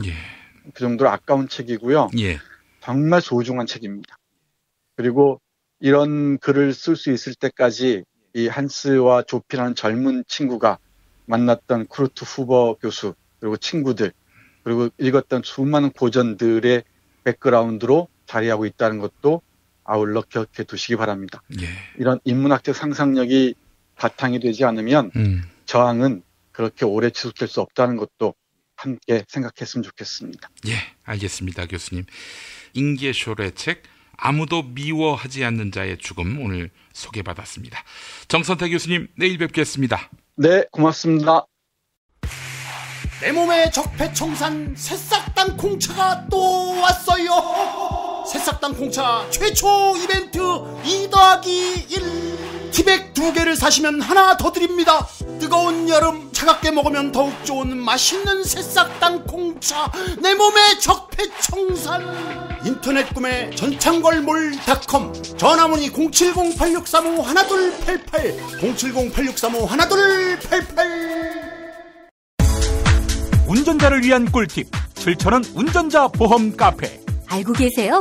교통사고가 나면 형사합의금, 벌금, 변호사 비용 이거 자동차 보험에서는 보장 못해요. 운전자 상해까지도 책임져 드리는 7,000원 운전자 보험 카페. 버스, 택시, 트럭 등 영업용 차량 운전자를 위한 12,500원 운전자 보험 카페도 있습니다. 실손, 부모님 건강, 자녀 보험도 안내해드립니다. 02849-9730 연중 무휴라 언제든 02849-9730. 이제 목요일 방송분 함께 하시겠습니다. 오늘을 읽는 책 문학평론가인 국민대학교 국문학과 정선태 교수와 함께합니다. 정선태 교수님과 함께하겠습니다. 교수님. 네, 안녕하세요. 네, 교수님 요즘에 영화 보신 게 있습니까? 최근에는 극장에 직전까지 못했는데 예. 집에서 그 IPTV 있잖아요. IPTV로 최근에 본 건 시베리아의 사랑 그리고 댄서라는 영화도 아주 좋았습니다. 예. 박렬이라는 영화는 못 보셨습니까? 얘기를 들었어요. 저희 같이 사시는 분이 보고 온 모양인데 예. 개봉 일주일밖에 안 됐는데 140만을 돌파했다고 해요. 아, 그렇군요. 근데 교수님께는 이 박열 이분이 뭐 그렇게 먼 분은 아니죠? 네. 제가 오늘 고른 책이 야마다 쇼지라는 일본의 역사학자가 쓴 가네코 후미코라는 책인데요. 예. 이 가네코 후미코가 이 영화에서도 등장하는 바로 그 박열의 애인이자 그 감옥에서 공식 혼인신고를 했으니까 부인이기도 하죠. 예. 제가 오래전에 한 10여 년, 10년도 넘었네요. 이 네. 가네코 후미코라는 책을 번역을 했었어요. 아, 좀 예. 쑥스럽긴 한데 제가 번역한 책을 소개해드리는 게 예. 상당히 저한테는 의미가 있는 책입니다. 부제가 식민지 조선을 사랑한 일본 제국의 아나키스트입니다. 부제 그대로 드러나 있는데 예. 일본인이면서요. 그리고 아나키스트였고 그리고 식민지 조선에 대해서 대단히 깊은 관심을 갖고 있었습니다. 그리고 이 동경에서 박열을 만나서 박열의 뜻에 깊이 공감하고 함께 모임을 만들고 급기야는 천황을 폭살하자는, 그러니까 폭탄을 던져서 죽이자는 모의를 합니다. 이 모의를 했다는 죄목으로 대역 사건이죠. 이른바 천황을 살해하고자 했다는 죄목으로 사형 선고를 받습니다. 그리고 감옥에서 자살한 것으로 알려져 있는데 많은 그 의문이 따르는 것 같습니다. 제가 오늘 이 책을 강조하는 이유는 박열을 아나키스트이자 민족주의자로 호명하고 뭐 평가하는 건 뭐 그럴 수 있다고 생각합니다. 그런데 다른 측면에서 일본인 중에서도 식민지 조선에 대해서 깊은 동정과 관심을 갖고 그리고 일본 제국주의 자체에 저항한 사람이 있었다는 것. 예. 그중에 이 가네코 후미코가 대표적이라는 점. 이 점을 좀 강조하고 싶습니다. 예. 그러니까 민족 단위에서만 저항이 있었던 게 아니고 약자들의 연대를 통해서 새로운 저항의 전선을 형성했던 것 같습니다. 예. 박열은 잘 알려져 있다시피 일본으로 건너가서 불령사라는 단체를 만들고요. 또 흑도회라는 단체도 아울러 만들면서 여러 가지 활동을 합니다. 네, 그 점은 제가 오늘 강조점이 다르기 때문에 길게 말씀드리지는 않겠습니다. 예. 가네코 후미코라는 한 여성의 삶을 통해서 이 여성이 식민지 조선인과 어떤 방향에서 연대를 모색하고자 했는지, 예. 그리고 그 의미는 무엇이었는지, 이게 일본 제국주의에 어떤 그 타격을 가했는지 예. 등등에 대해서 간략하게 얘기해 볼까 합니다. 예. 이 야마다 쇼지가 쓴 가네코 후미코라는 책은 가네코 후미코의 자서전뿐만 아니라 옥중 기록, 그리고 옥중 수기, 재판 기록 등등을 정말 방대하게 참조하고 인용하면서 아주 촘촘하게 한 젊은 투사의 일생을 재구성해 놓고 있습니다. 여기 인용하고 있는 가네코 후미코의 옥중 수기에서 이렇게 말합니다. 한번 잠깐 읽어보겠습니다. 예. 저는 일본인이긴 하지만 일본인이 너무 증오스러워 화가 치밀곤 합니다. 그때 그저 눈에 비쳤을 뿐인 사건들이 지금은 크나큰 반항의 뿌리가 되어 제 가슴 속에 깊이 새겨져 있습니다. 조선 생활 동안의 견문 때문에 저는 조선인들의 일본 제국주의를 향한 모든 반항 운동에 동정심을 갖게 되었습니다. 저는 도쿄로 올라오자마자 많은 조선인 사회주의자 혹은 민족 운동자와 벗이 되었습니다. 이렇게 옥중수기에서 씁니다. 우리가 일본인 그러면은 통째로 파악하는 경우가 많잖아요. 민족 단위로. 그런데 개인의 차원으로 내려오면은 약자들 연대를 통해서 제국주의에 저항해야 한다고 주장하는 사람들이 아주 많았고요. 예. 이걸 실천으로 옮긴 사람들도 적지 않았습니다. 그 중에 하나가 이 가네코 후미코였다고 말할 수 있겠네요. 예. 금방 읽어드린 부분에서 말하듯이 조선에서 잠깐 생활을 합니다. 그 과정에서 조선인들이 자신과 동족인 일본인들에 의해서 얼마나 고통받고 있는지, 예. 얼마나 깊은 상처를 안고 살아가는지를 발견하죠. 그리고 자신이 일본에서 당했던 여성으로서 또는 무적자로서 어머니 아버지로부터 버림받아서 보적이 없었던 거죠. 예. 무적자로서 당했던 고통과 이 아픔들을 투영합니다. 그러면서 내가 조선인과 연대해서 싸우는 게 결국은 나 자신의 삶을 위한 싸움이다 라는 인식에 도달하는 거죠. 예, 예. 그러면서 조선인 민족주의자들이나 사회주의자 또는 아나키스트들과 연대하면서 투쟁을 펼쳐갑니다. 이분은 박애주의자였네요. 아나키스트보다는. 큰 범주에서는 박애주의자가 맡겼죠. 예. 네, 스스로가 규정하기에는 개인적 아나키스트라고 얘기를 합니다. 그러니까 자신의 삶에 밀착해서 자유와 권리를 박탈하는 모든 그 권력과 대결하겠다는 의지를 분명하게 표명합니다. 그게 박애주의 아닙니까? 네, 그게 박애주의라고 명명해서 좋은데 그 바탕에는 예. 개인주의적 아나키스트, 아나키즘이라는 게 부정적인 뉘앙스로 들릴 경우가 많이 있잖아요. 네, 모든 중심화한 권력에 저항하는 움직임 또는 흐름, 운동을 아나키즘이라고 정의하면 될 것 같습니다. 제가 이 박열 영화에 관한 글들을 보고 또 영화를 보고 오신 분한테 얘기를 들었더니 박열 중심으로 이 영화의 서사가 구성되고 있는 것 같아요. 물론 예. 가네코 후미코도 중요한 역할을 하긴 하지만 물론 그럴 수 있습니다. 뭐 이준익 감독의 시선에 따라서 얼마든지 박열 중심으로 재구성할 수 있겠죠. 예. 그런데 좀 아쉬운 건 가네코 후미코를 박열의 연인 그리고 잠시 동안의 아내 정도로 자리매김을 하는 게 조금 아쉽습니다. 예. 하나의 그 가네코 후미코의 한 개인의 삶의 역정, 투쟁의 역정들을 한 편의 영화에서 다 아우를 수는 없겠지만 예. 그걸 좀 여실하게 보여줬으면 어땠을까 하는 제 나름대로 욕심이 있네요. 조금 전에 말씀드렸습니다마는 아나키즘이라는 개념에 대한 우리의 부정적인 편견을 가리고 본다면 세계 사상운동사에서 훌륭한 아나키스트들이 아주 많습니다. 예. 그래서 그것 때문에 우리 김 PD는 박애주의자라고 명명하고 싶으신 모양인데 아무렇게 명명해도 저는 상관없습니다. 예, 예. 그것과 관련해서 한번 보겠습니다. 이른바 뛰어난 인간이라는 사람들, 권력의 중심에 있는 자들에 대한 반항이 어느 수준이었는지 그리고 여성들을 장난감으로 여기는 남성 중심적인 세계에 대해서 얼마나 가열찬 선언을 했는지 예. 읽어보겠습니다. 가네코 후미코의 자서전은 이미 한국에도 번역이 나와 있습니다. 무엇이 나를 이렇게 만들었는가? 라는 제목으로 나와 있는데요. 그 자서전의 일부가 이 책에 인용되어 있습니다. 읽어보겠습니다. 예. 불타는 듯한 마음으로 모든 희망을 간직하고 있던 나는 고학을 하여 훌륭한 사람이 되는 것을 유일한 목표로 삼았다. 그런데 나는 지금 확실하게 알았다. 이런 세상에서는 고학 따위를 해서 훌륭한 인간이 될 턱이 없다는 것을. 그 고학은 이제 쓸고 짤 때 고학이군요. 네, 그렇습니다. 혼자서 애써서 공부를 하는 걸 얘기하죠. 예. 자신을 도와줄, 여유 있게 공부를 시켜줄 백이 없으니까. 예. 네, 계속 볼까요? 예.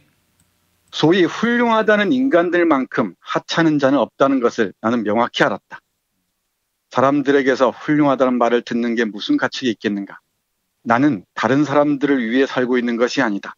나는 나 자신의 참된 만족과 자유를 얻지 않으면 안 되는 게 아닌가? 나는 바로 나 자신이지 않으면 안 된다.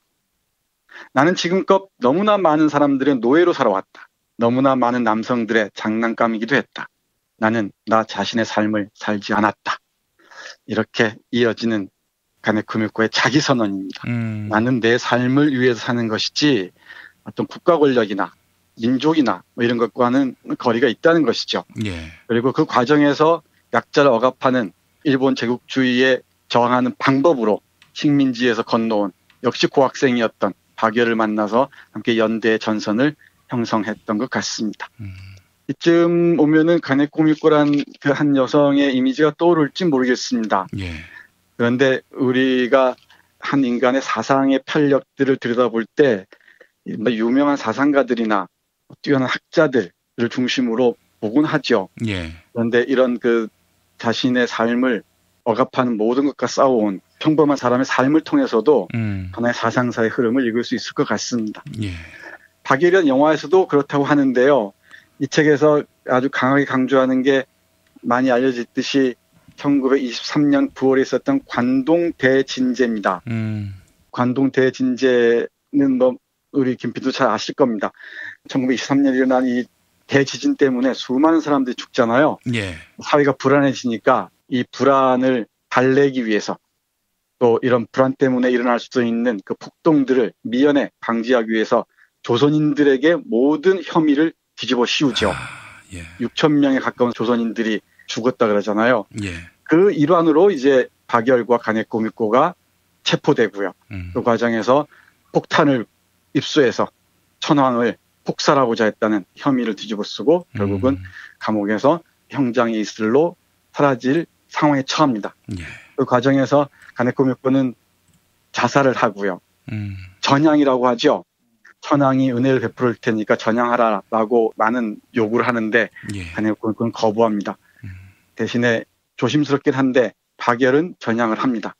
그 차이가 상당히 크죠. 예. 어떻게 봐야 할 것인지. 그리고 이 박열이라는 분은 건국훈장까지 받은 사람인데 해방 이후에 예. 일본에서 이른바 반공주의자로 전신합니다. 조총련과 대립하는 단체를 만들기도 하고요. 예. 그리고 안국으로 와서는 이승만과 일정 정도 어떤 관계를 맺는 모양이에요. 그러나 전쟁 중에 납북을 당한 것으로 알려져 있습니다. 아이고, 그렇군요. 네. 그러니까 한 개인의 삶의 역정들을 냉정하게 평가한다는 게 쉽지는 않은데 이 야마다 쇼지라는 역사학자도 조심스럽게 접근합니다. 이와 관련해서는. 예.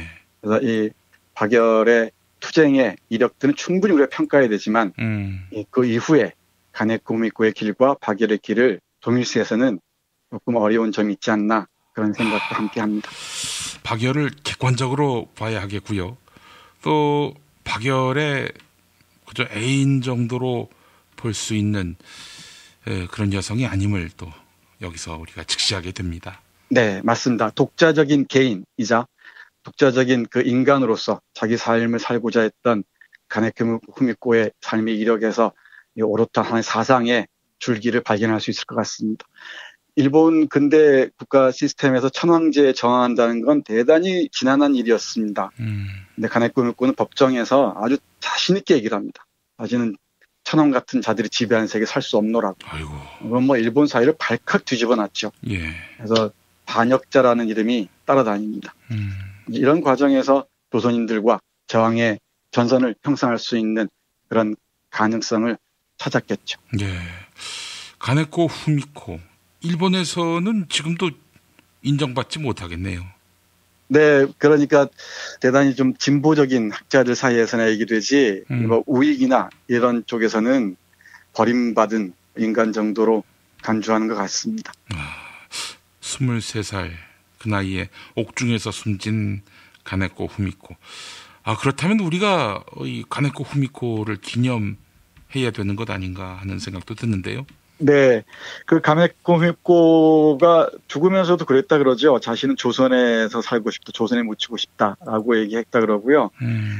박열의 고향인 문경에 묘지가 있습니다. 예. 일본식 발음으로 가네코 후미코를 하는데 정작 자신은 금자문자라고 읽어달라고 했답니다. 그러니까 약자인 억압받는 조선인들과 함께하겠다는 의지의 표명이라고 할 수 있을 것 같습니다. 알겠습니다. 오늘 참 뜻깊은 분을 만나게 돼서 참 보람됩니다. 네. 그래서 우리가 미처 몰랐거나 애써 모른 척했던 투사들이 많이 있습니다. 예. 일본인이라고 해서, 중국인이라고 해서, 또는 어떤 민족이나 국적이 다르다고 해서 외면할 수가 없죠. 예. 알겠습니다. 교수님. 내일 이 시간 또 기대하겠습니다. 네, 고맙습니다. 이준호동 희망센터 이사 권영국 변호사입니다. 이준호동 희망센터는 동남아시아 저개발 국가의 이주노동자들과 함께하고 있습니다. 시골 오지 마을에 학교를 만들고 마을 주민들이 공동체를 이루어 운영하도록 돕습니다. 포털 검색창이나 페이스북에서 이주노동 희망센터를 검색하시어 후원회원이 되어주세요. 노동 존중 생산과 소비를 통한 사회연대를 추구하는 문자당이 함께합니다. 트럼프는 어떤 사람이에요? 중국은 왜 티베트의 독립을 반대하죠? 일본이 전쟁할 수 있는 나라로 만들기 위해 애를 쓰던데 왜 이러는 건가요? 어린이에게 세계를 읽는 눈을 드립니다. 처음 만나는 국제뉴스 완전 정보. 왜 스웨덴 등 북유럽 국가는 복지 혜택이 많을까요? 이스라엘은 왜 수시로 팔레스타인을 향해 폭격과 테러를 서슴지 않을까요? 왜 남미에는 미국을 싫어하는 나라가 많아요? 이 모든 고민을 시사평론가이자 문화학 박사인 김용민 아저씨가 풀어드립니다. 처음 만나는 국제뉴스 완전 정보. 동산사에서 나왔습니다. 왜 이러는 건가요? 이제 금요일 방송분 함께 하시겠습니다. 오늘을 읽는 책, 문학평론가인 국민대학교 국문학과 정선태 교수와 함께합니다. 국민대학교 한국어문학부 국어국문전공 정선태 교수님 모시겠습니다. 교수님. 네, 안녕하세요. 근데 왜 국민대학교 국어국문학과 이렇게 안 하고 뭐 이렇게 길어졌습니까? 김 PD 괴롭히려고 그런 모양이에요. 그런가요? 아니 뭐 길어진다고 뭐 크게 달라지는 건 아닌데 왜 그런지 모르겠습니다. 네, 구조 개편하면서 이름이 바뀌었습니다. 딴 학교들도 보니까 온갖 미래지향적이라고 생각되는 언어는 다 동원돼서 이름이 바뀌더라고요. 컨텐츠가 들어가고 대학 교육이 내실화 돼간다는 증거로 봐야 되는 건지 이름만 이렇게 번듯하게 바뀌는 것은 뭔가 좀 결핍을 또 드러내는 것은 아닌지 복지가 들어가고 융합이 들어가고 서비스가 들어가고 비주얼 디자인 들어가고 글로벌이 들어가고 인재가 들어가고 4차 산업혁명 학부도 나오겠어요 이러다가. 네, 아주 잘 지적하셨습니다. 그 내실과는 상관없이 그럴싸한 말들의 잔치인 것 같습니다. 네. 내실이 뭔지는 아무도 고민하지 않아요. 글로벌이란 말만 들어가면은 다 그럴싸하게 보이는 모양이죠. 이제 앞으로 근데 창조 이런 건 많이 안 들어갈 것 같습니다. 글쎄요. 민망해서 쓰겠습니까, 나는. 하여간 많은 것들이 또 탄핵이 됐으니까요. 자, 교수님 오늘 어떤 시를 소개해 주시겠습니까? 오늘 시가 있는 금요일입니다. 네, 오늘은 그 문익환 목사의 시 두 편을 골랐습니다. 아이고, 제가 너무 존경하는 분인데 오늘 문익환 목사님을 만나는군요. 네, ICBM 대륙간 탄도미사일을 쏘았다고 해서 언론들이 마구 위기감을 조성하는 분위기죠. 예. 호기를 만난 것 같습니다. 근데 결국 제가 보기에는 북한이 무력 시위를 통해서 직접 군사적인 행동을 하겠다는 그런 시도는 아닌 것 같은데 제발 우리 말 좀 들어달라. 우리도 대화 파트너로 좀 인정해달라. 그런 포즈를 취하는 것 같은데 예. 한국의 또 언론들은 이때다 싶었는지 사실 그런 건 다 싹 지워버리고 대대적으로 한반도의 위기 조성 국면으로 나아가고 있는 것 같습니다. 예. 텔레비전 화면을 보면서 문득 문익환 선생이 떠올랐어요. 예, 문익환 선생의 시가 떠올랐습니다. 물론 목사님이기도 하고요. 예. 통일운동가이기도 하고요. 뭐 신학자이기도 하죠. 네. 또 아주 에세이를 잘 쓰는 에세이스트이기도 하고요. 또 동시에 시인이기도 합니다. 예. 시집도 여러 권 내셨죠. 예. 잘 아시겠지만 1989년에 북한을 다녀왔던 이후로 옥고를 치르기도 하죠. 그 얼음에 쓴 시 두 편입니다. 문익환 뭐라 불러야 될지 모르겠네요. 선생이라고 해야 될지 목사님이라고 해야 될지 시인이라고 해야 될지 일단 여기서는 시인이라고 하겠습니다. 예. 시인적 감성을 아주 풍부하게 갖고 계셔서 그런지 모르겠는데 가슴도 뜨겁고요. 대단히 그 상상력도 풍부하고요. 그리고 이 꿈을 현실로 옮기려는 의지도 대단히 강렬한 것 같습니다. 잠꼬대 아닌 잠꼬대. 대표적인 시입니다. 잘 아시는군요. 이제 제가 김 PD하고 할 게 별로 없을 것 같아요. 아니요, 교수님. 저 솔직히 여기서 문익환 목사님이기 때문에 그렇지 교수님과 함께 전부 다 새로운 책들만 만나고 있습니다. 예. 사실 문익환 목사의 잠꼬대 아닌 잠꼬대는 네. 서울역 가서 매표원에게 평양 가는 기차표 내놓아라 이러는 거 아닙니까? 그 미친놈이었나 뭐 그렇게 보더라도 난 외칠 것이다. 이런 시. 아, 잘 아십니다. 그 시 전에 예. 오늘 두 편이라고 했잖아요. 예. 꿈을 비는 마음이라는 시부터 볼게요. 예. 다 읽기는 조금 버겁고 한 2연, 3연만 읽어보겠습니다. 예. 이런 꿈을 꿔요. 한번 읽어볼까요? 예. 우리 문익환 그 목사님 목소리를 읽어야 되는데 저는 대학 다닐 때 직접 들어본 적이 있습니다. 아유, 너무 좋으셨겠다. 네, 그 강렬했죠, 인상이. 예. 그 생각을 하면서 읽어보겠습니다. 벗들이여, 이런 꿈은 어떻겠어? 155마일 휴전선을 해 뜨는 동해바다 쪽으로 거슬러 오르다가 푸른 바다가 굽어 보이는 산정에 다다라 국군의 피로 뒤범벅이 되었던 북녘 땅 한 삽, 공산군의 살이 썩은 남녘 땅 한 삽씩 떠서 합장을 지내는 꿈. 그 무덤은 우리 5천만 결의의 순례지가 되겠지. 그 앞에서 눈물을 글썽이다 보면 사팔뜨기가 된 우리의 눈들이 제대로 돌아 산이 산으로, 내가 내로, 하늘이 하늘로, 나무가 나무로, 새가 새로, 짐승이 짐승으로, 사람이 사람으로 제대로 보이는 어처구니 없는 꿈 말이외다. 이게 3년인데요. 예. 그러니까 남북한의 적대적인 관계를 풀기 위해서 북한의 전쟁 때 죽은 국군의 시신이 흙이 됐겠죠. 예. 그 흙과 남한에서 죽은 공산군, 인민군이죠. 인민군의 쌀 썩은 남녘의 땅을 하나로 합쳐서 합장을 지내는 꿈을 꾸자는 겁니다. 예. 그래야 이 사팔뜨기가 된 우리의 눈이 제대로 사물들과 관계들을 볼 수 있다는 거죠. 예. 이게 바로 시인들의 꿈입니다. 그래서 이 북으로 가서 어떻게든지 대화의 물꼬를 트고 싶었던 것 같습니다. 다른 꿈 하나 읽어볼까요? 예. 그도 아니면 이런 꿈은 어떻겠어? 그 무덤 앞에서 샘이 솟아 서해 바다로 흐르면서 휴전선 원시림이 압록강 두만강을 넘어 만주로 펼쳐지고 한려 수도를 건너뛰어 제주도까지 뻗는 꿈. 그리고 우리 모두 짐승이 되어 산과 들을 뛰노는 꿈. 새가 되어 신나게 하늘을 나는 꿈. 물고기가 되어 펄떡펄떡 뛰며 강과 바다를 누비는 어처구니 없는 꿈 말이에다. 제가 아주 좋아하는 구절 중에 하나입니다. 예. 통일이 단순한 정치적인 문제, 경제적인 문제를 넘어서 우리의 상상력의 반경을 확장해 준다는 거죠.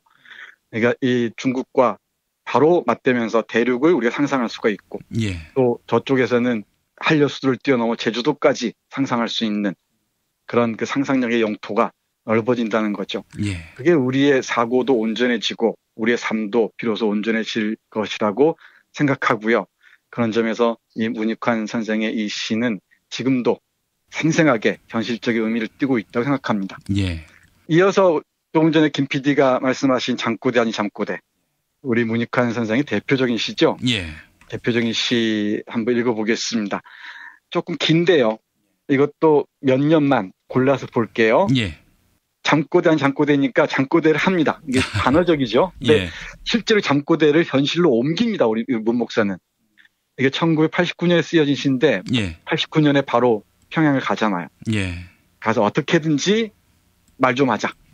우리가 이렇게 살 수는 없지 않느냐라고 얘기합니다. 좀 볼게요. 난 올해 안으로 평양으로 갈 거야. 기어코 가고 말 거야.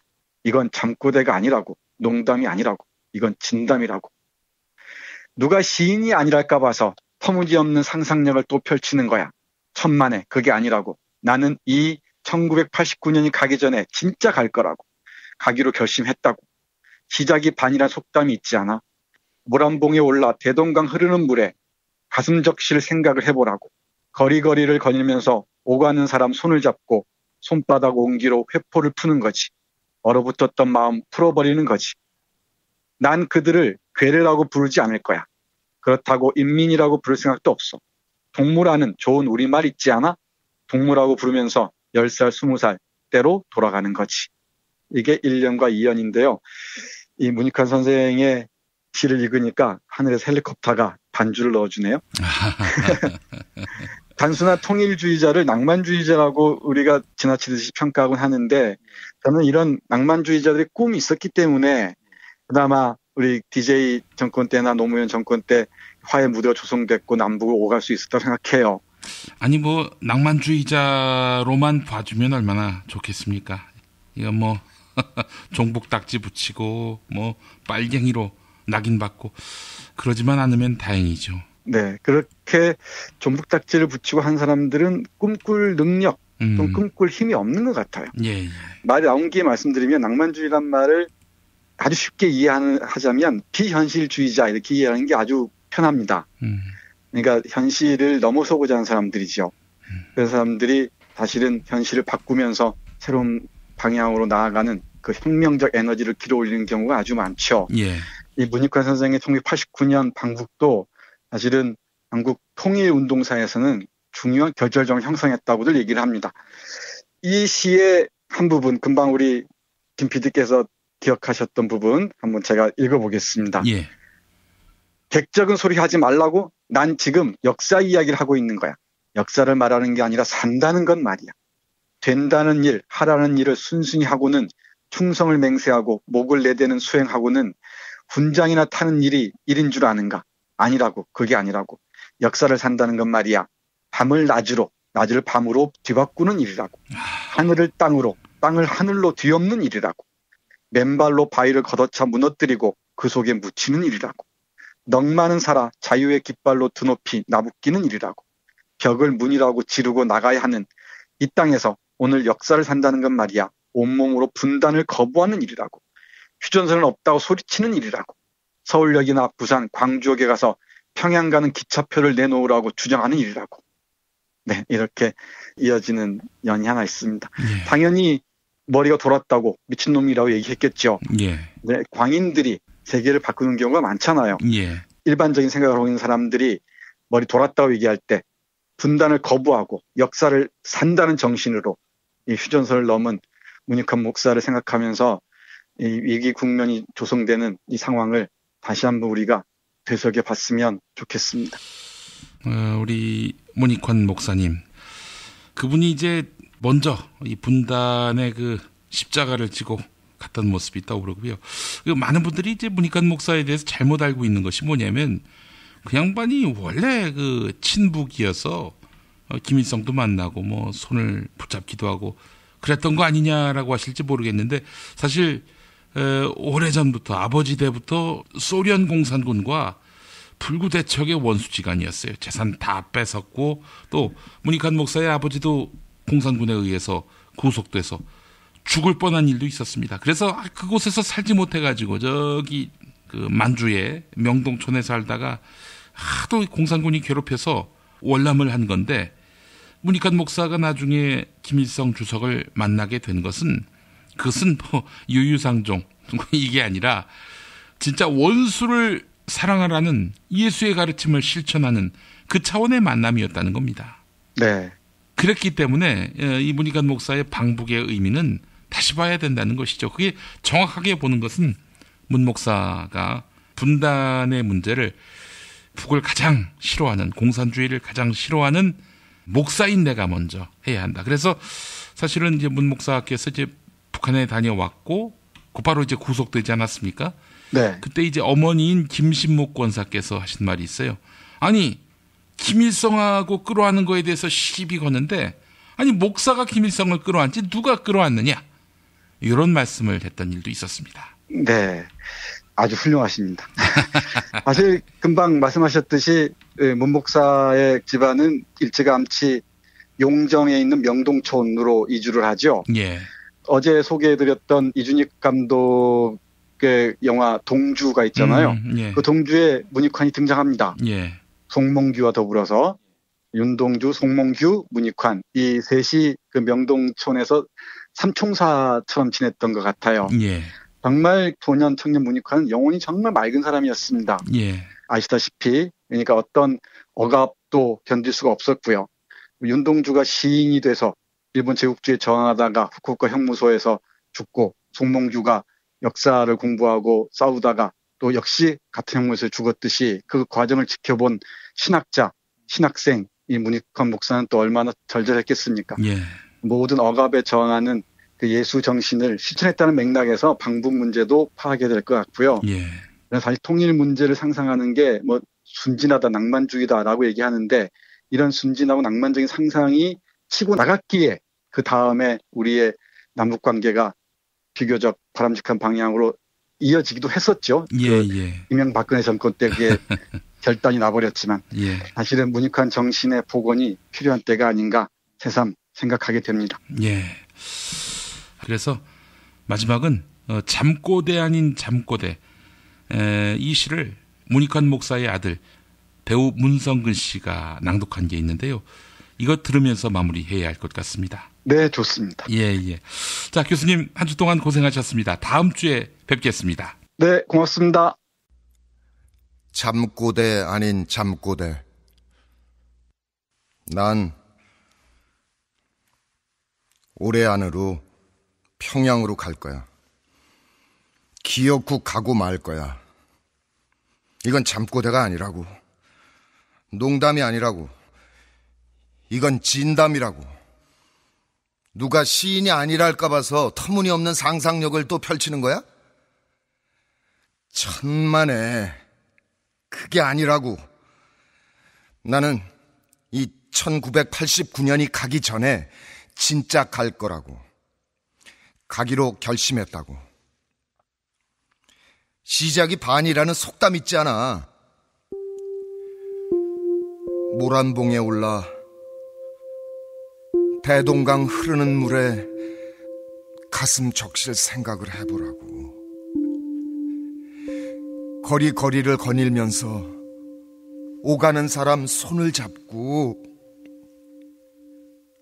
손바닥 온기로 회포를 푸는 거지. 얼어붙었던 마음 풀어버리는 거지. 난 그들을 괴뢰라고 부르지 않을 거야. 그렇다고 인민이라고 부를 생각도 없어. 동무라는 좋은 우리말 있지 않아? 동무라고 부르면서 10살, 20살 때로 돌아가는 거지.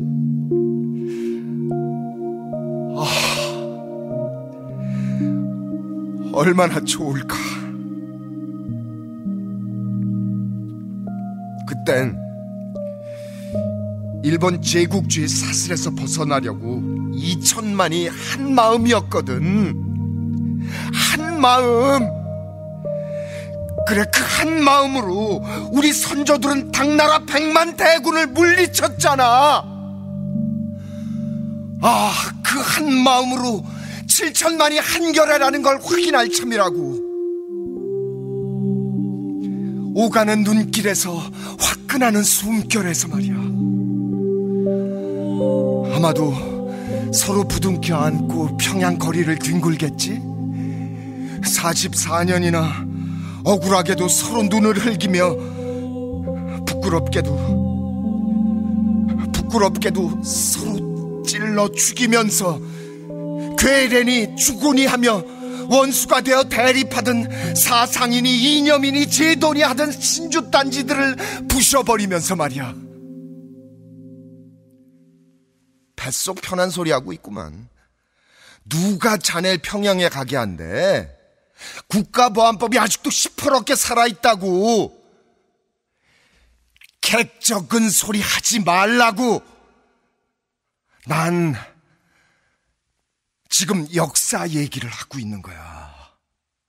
역사를 말하는 게 아니라 산다는 건 말이야.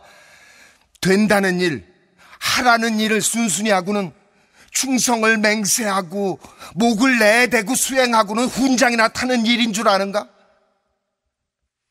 아니라고. 그게 아니라고. 역사를 산다는 건 말이야. 밤을 낮으로, 낮을 밤으로 뒤바꾸는 일이라고. 하늘을 땅으로, 땅을 하늘로 뒤엎는 일이라고. 맨발로 바위를 걷어차 무너뜨리고 그 속에 묻히는 일이라고. 넉마는 살아 자유의 깃발로 드높이 나부끼는 일이라고. 벽을 문이라고 지르고 나가야 하는 이 땅에서 오늘 역사를 산다는 건 말이야. 온몸으로 분단을 거부하는 일이라고. 휴전선은 없다 소리치는 일이라고. 서울역이나 부산 광주역에 가서 평양 가는 기차표를 내놓으라 이렇게 주장하는 일이라고. 이 양반 머리가 좀 돌았구만. 그래, 난 머리가 돌았다. 돌아도 한참 돌았다. 머리가 돌지 않고 역사를 사는 일이 있다고 생각하나? 이 머리가 말짱한 것들아, 평양 가는 표를 팔지 않겠음 그만두라고. 난 걸어서라도 갈 테니까, 임진각을 헤엄쳐서라도 갈 테니까.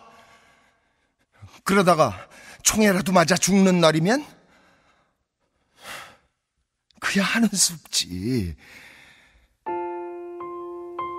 구름처럼 바람처럼 넋으로 가는 거지.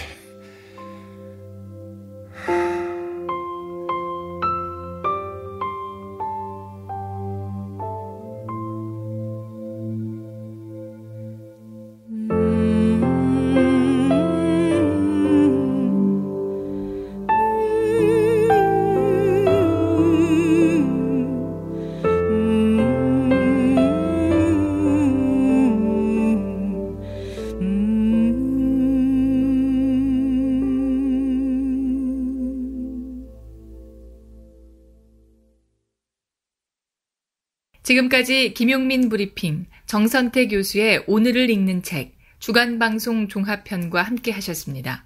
정선태 교수의 오늘을 읽는 책은 매일 아침 업데이트되는 김용민 브리핑을 통해 가장 먼저 들으실 수 있습니다. 이상으로 종합편을 모두 마칩니다. 애청해 주신 여러분 감사합니다. 김용민 브리핑과 함께한 시간 어떠셨어요? 다음 시간에도 보다 바르고 알차며 즐거운 정보로 여러분을 찾아가겠습니다. 팟캐스트 포털 팟빵에서 다운로드하기, 구독하기, 별점 주기, 댓글 달기로 응원해주세요. 잊지 마세요. 다운로드하기, 구독하기, 별점 주기, 댓글 달기.